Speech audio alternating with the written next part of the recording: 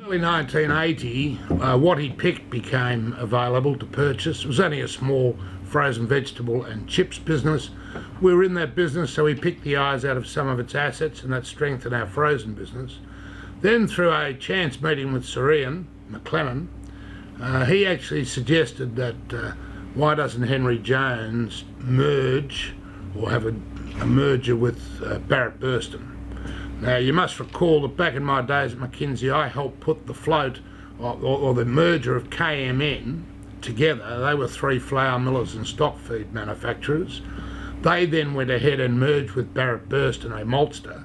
Sir Ian and I were the only two outside directors on that board. It was run basically by the three families, Stephen Kimpton being the CEO and chairman, the Minifie family, and Sir Ian's own family was the small shareholder. And so I was very familiar with the company, and we did think it was sort of just running along and not really going as well as it could. It was in stock feed, and it was in flour milling, and it was in, what's the other one, malt making.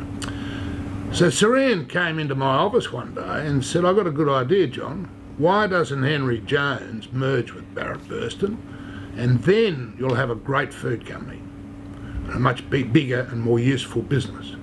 So I actually thought it was an excellent idea. I knew a lot about the company, so we didn't have to do as much homework as we normally would do from the outside. And I said, "Well, it'll have to be a paper officer, and we can't afford to be paying out cash." He said, "No, it's a good idea." So the result was, and I was just looking this up in the old report, we issued capital in Henry Jones of 27.9 million.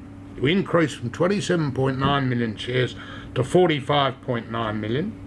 The assets employed went from 144 to 222 million, and shareholders' funds increased from 45 to 84 million, and sales in 81 were expected to get up to 400 million. So over the decade from 72, where we had 36 million shares, by the end of 81, we had sales of 400 million.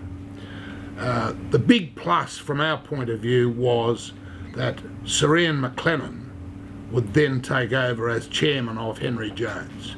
That's what I was very keen to get rid of the guy at the bank, whose name I won't mention, but he was hopeless.